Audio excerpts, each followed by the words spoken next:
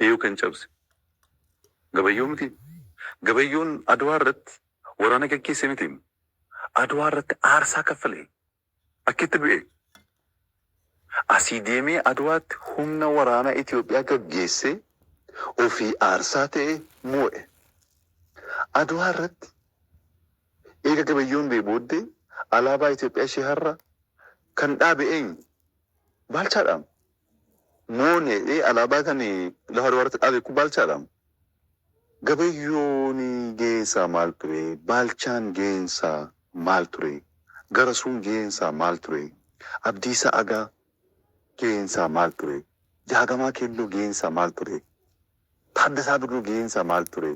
Agarii Tulluu geensaa maal ture? Kabbee Buzinesh geensaa maal ture? Oromoo alatti wanti ta'e hin jiru. Hunda laanne, lafas laanne, seenaas laanne, gootas xiqqeessine keessaa baanetu. Fiixeetti moggaatti baanee ilaalaa malee ijaarsa Itoophiyaa keessatti haphee ta'e Oromoon walitti qabuunsaa jechaan lafaan duwwaa osoo hin taane dhiigaan kan mirkanaa'e. Gootonni kun hundi isa agarsiisu. Achii booddee immoo dhufu. Ijaarsa biirokiraasii biyya kanaa isa dura gaa ijaarsi biirokiraasii ammayyaa akka hin turreen beekamu. Ijaarsa biirokiraasii ammayyaa ijaaruu keessattuu gama seektar dinagdeetiin yoo fudhannu ilmaan dhiyeessaa ga'eensaa maali? Ilmaan dhiyeessaa alatti biirokiraasiin faayinaansii biyya kanaa ijaaruu hin danda'ama. Gamoo oomaa waraanaa dhufa. Jalqaba oomaa waraanaa akka Itoophiyaatti ministeera ta'e gaafa ijaaramu ministeerri isaa abbaa mallaqa.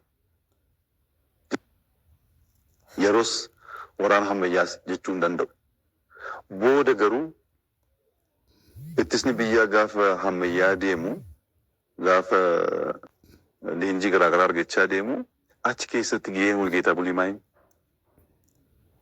Waraana ammayyeessuu keessatti Mulgeetaa Bulii gahee ni taphate. Biirokiraasii fooyyessuu keessatti Yilmaa Dheeressaa waan taphate. Gootonni Oromoo Adwaa irratti waan godhan.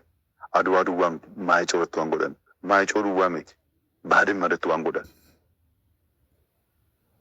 Seenaa amma barbaade duuba deemtee yoo ilaalte bakka dhiigni ijoolleen Oromoo itti dhangalaa'ee biyyi kun hin ijaaramin tokko argachuu hin dandeessu. Kana hunda gannee Oromoon ijaarsa Itoophiyaa keessatti gahee hin qabu jennee yoo ilaalle immoo kun haqa jiru ganuu waan ta'eef haqa jirurraa maquu waan ta'eef seenaa guutuu ta'uu hin danda'u.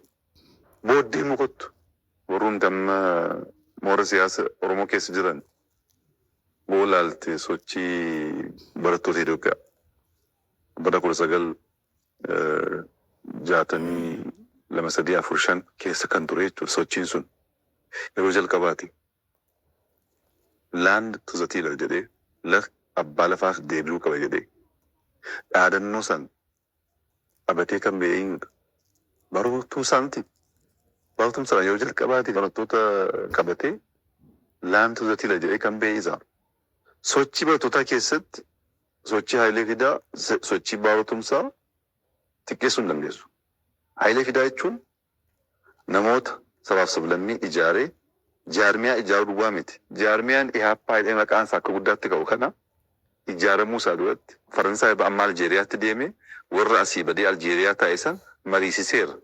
Akkaataa jaarmiyaatti qabamanii qabsoo bifa gurmaa'ateen adeemsuun akkamitti akka danda'amu kan mariise Hayilee Fidaa. Hayilee Fidaan nama yaada guddaa qabudha. Barri isaa namoonni gahaa jiraachuu baatanii hubatamuu baatu malee qubee kalaquu duwwaa miti. Yaadumti siyaasni inni adeemaa ture osoo sirnaan hubatamee gargaarsa gahaa ta'e argatee jijjiirama guddaa Itoophiyaa dimokiraatessuu keessatti qabachuu akka danda'u gaaffii hin qabu.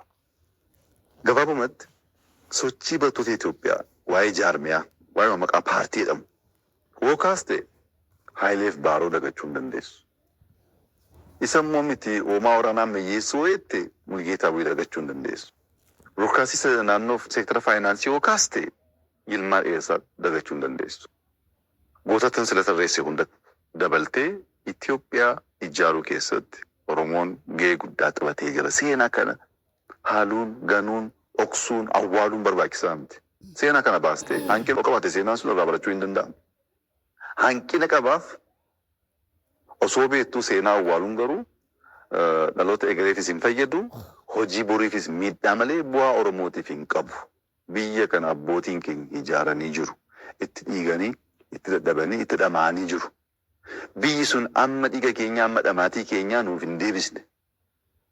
Seenaa keenya sirnaan hin barreessine, sirnaan hin dubbanne, kun dhugaadha. Kanaaf qabsoofneerra. Isan sirreessina, isan jijjiirra.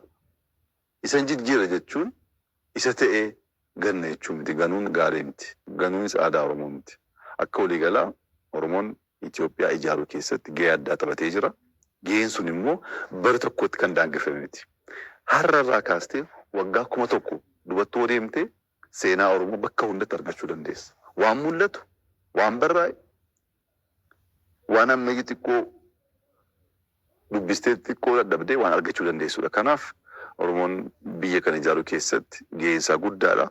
Haphee tokkummaa Itoophiyaati Oromoon amantaa jedhu guutuun qaban. Galatoomaa itti fufnu kabajamoo muummicha ministeeraa keessattuu ka'umsi qabsoo uummata Oromoo jaarraa tokko olifoo turu kana sababoonni ittiin qabsaa ture maaliin jedhu bal'inaan naa kaastanii jirtan. Isa immoo gara mootummaa jijjiiramaa amma isin hooggantan kanatti immoo finni ilaallu. Jijjiiramaa asitti gaaffileen uummanni Oromoo qabatee ittiin qabsaa ture kamtu deebi? Inni jalqabaa Oromoon bilisoomeera. Bita mirga fuuldura duuba ilaaluun barbaachisaa miti. Oromoon guutummaatti bilisoomeera. Period. Oromoo bilisoomsuuf har'a qabsaa'uun gowwummaadha. Bilisummaa qaamaan mul'atu, bilisummaa aangoo qabachuudhaan mul'atu duwwaa miti. Oromoon sammuun isaa bilisoomee jira. Dhaloonni har'a ijoolleen kee afaan ofii dubbatachaa karaarra deemu akka kee kaleessaa kan qaanaa sitti fakkaata. Waan dubbataniif duuba ilaalaa kan deeman sitti fakkaata.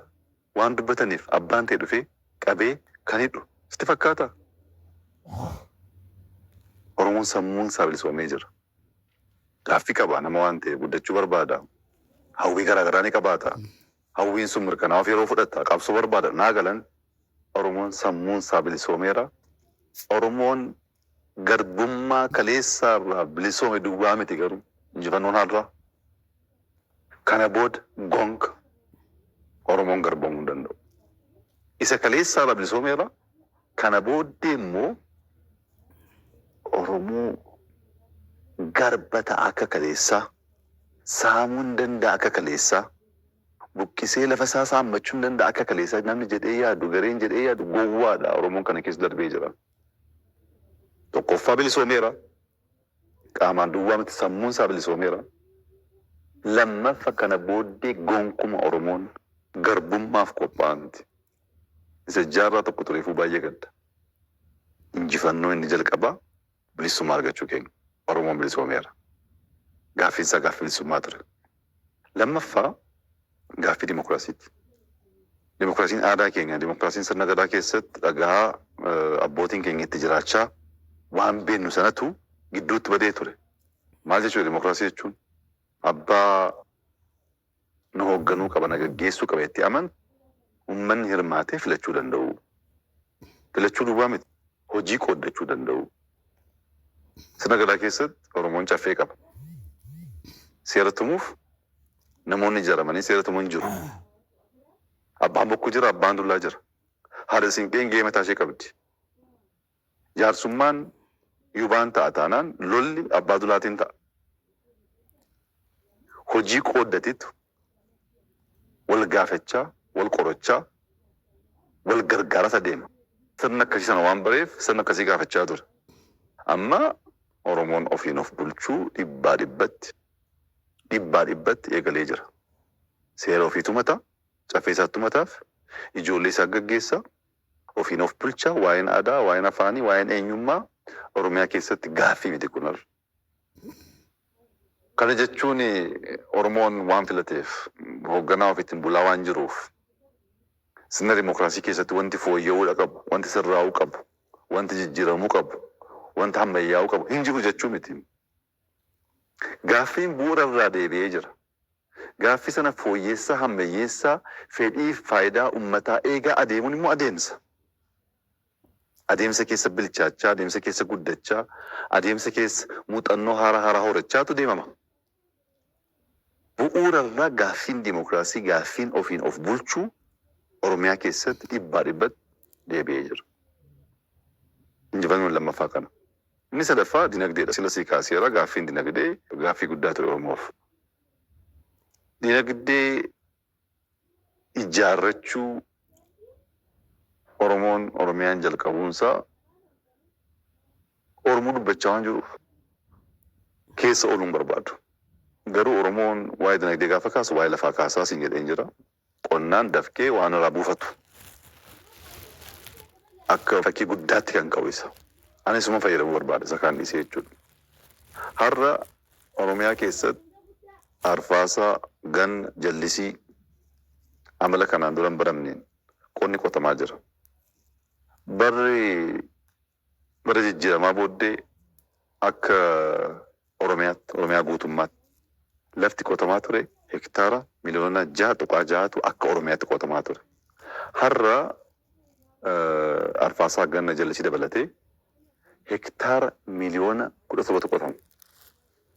Hektaara 6.6 hektaara miliyoona 17 har'a kan qotamu. Dachaa lamaa ol miti. Lafa haaraa uummanne.